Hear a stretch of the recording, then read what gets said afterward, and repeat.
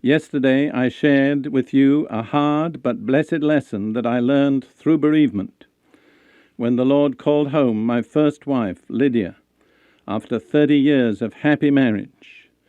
I learned that God weans us from the temporal to the eternal. He lets us enjoy beauty and friends and pleasure, but then He shows us these are just temporary shadows of the reality which is eternal and permanent. And so there comes a time when the weaning process takes place and we release our grip on that which we've loved and enjoyed, and we let it go, but in its place we receive something that is permanent and eternal. I'm not going to say that's an easy lesson, but it's a blessed lesson. The lesson I'm going to share today concerns the only secure and enduring basis for the whole life of faith, and yet is one which people often tend to overlook to their own great loss. You see, the Bible opens with this lesson. The opening words of the Bible in many ways are the key to the whole Bible. In Genesis chapter 1, verse 1, in the beginning, God.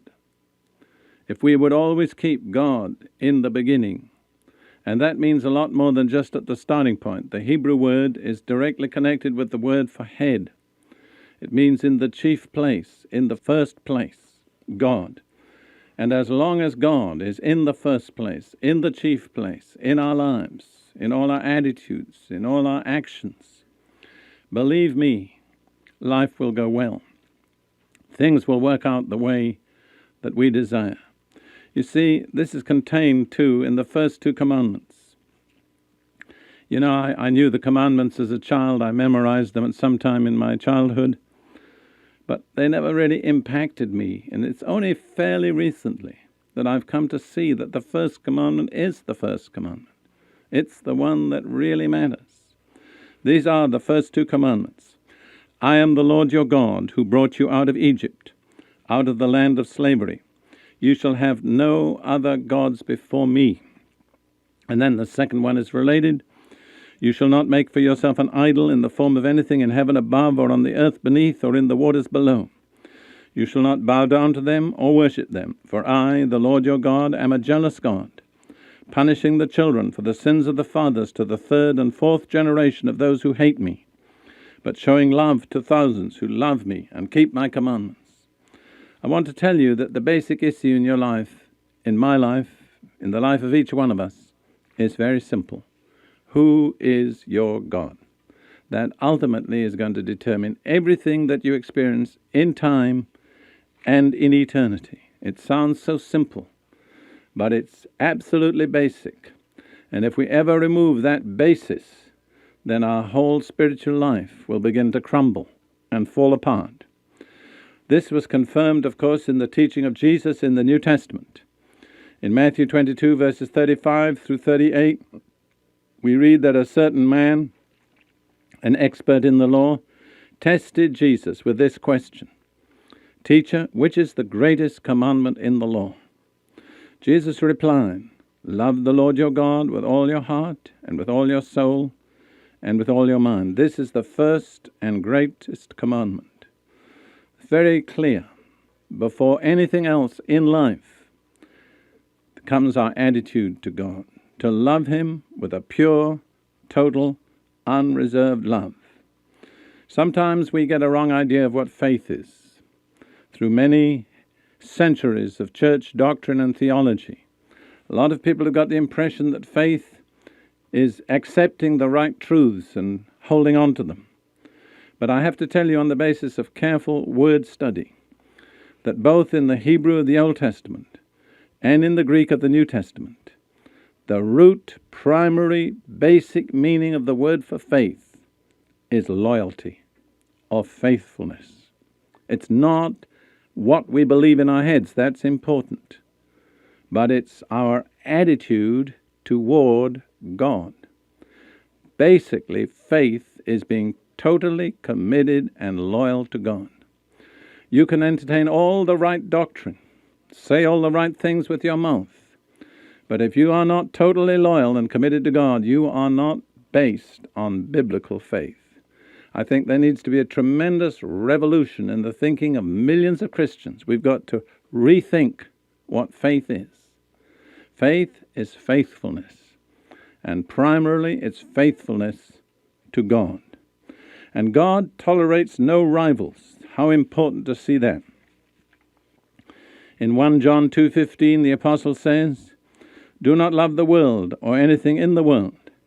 If anyone loves the world, the love of the Father is not in him." These two things are incompatible.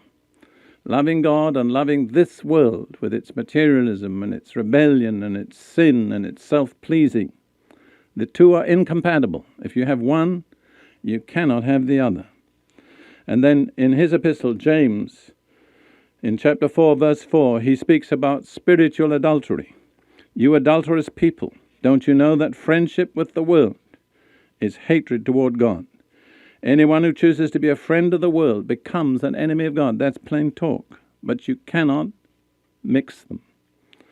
You see, everything of value in life has its origin in God. How important to see that. In Matthew chapter 4, verse 4, when Jesus was tempted by the devil, he answered, "It is written, man does not live on bread alone, but on every word that comes from the mouth of God." The only real source of life is God through his word. If we do not have the word coming from God, we have no real source of life. And then, again, going back to the epistle of James, in his first chapter, verses 16 through 18, he says this, "Don't be deceived, my dear brothers. Every good and perfect gift is from above, coming down from the Father of the heavenly lights, who does not change like shifting shadows. He chose to give us birth through the word of truth, that we might be a kind of first fruits of all he created." You understand? The new birth doesn't come because we will it. It comes because God willed it. And everything that's good and everything that's perfect has only one source. It's God. If we lose our contact with God, if God loses his primacy in our lives, we are cutting ourselves off from everything that is good and everything that is perfect. Now I want to turn for a few moments to the negative, the opposite of obeying the first commandment, which is turning to false gods. And in modern terminology, that is turning to the occult. I feel that so many people do not appreciate how terrible this is. What a sure and certain path it is to darkness and disaster. I have come to believe in my ministry, in counseling and preaching and ministering to people, that at the root of every serious problem in a human life is some involvement with the occult, with false gods. Listen to what God said through Moses in Deuteronomy 18, verses 10 through 12. "Let no one be found among you who sacrifices his son or his daughter in the fire." That's a person who offers his own child in living sacrifice to be burned in an oven to a false god. Now you say, terrible. But listen to the other things that go on in the same verses, just separated by a comma. "Let no one be found among you who sacrifices his son or daughter in the fire, who practices divination or sorcery," that's any kind of fortune telling, "interprets omens, engages in witchcraft, or casts spells, or who is a medium or spiritist, or consults the dead. Anyone who does these things is detestable to the Lord." We really need to give serious heed to that. The first commandment is total loyalty to God. Loyalty to God is incompatible with any other loyalty to other kinds of spiritual beings or forces. If we are in the one category, we cannot be in the other. And the ultimate way we acknowledge God as God is by worship. This again comes out in the temptation of Jesus in the wilderness. It says in Matthew chapter 4, verses 8 through 10, "Again the devil took him to a very high mountain and showed him all the kingdoms of the world and their splendor. 'All this I will give you,' he said, 'if you will bow down and worship me.' Jesus said to him, 'Away from me, Satan, for it is written, worship the Lord your God and serve him only.'" Worship is the ultimate indication of who is your God.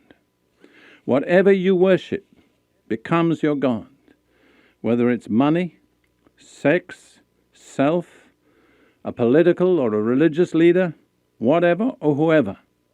That becomes your God. I heard a fellow minister talk about a certain man, and he said of him this: he's a self-made man and he worships his creator. You understand? He worshipped himself. Self was his God. Now I want to ask you, in your life, what place does God hold? Is he the beginning? Is he in the first place? Is he the source?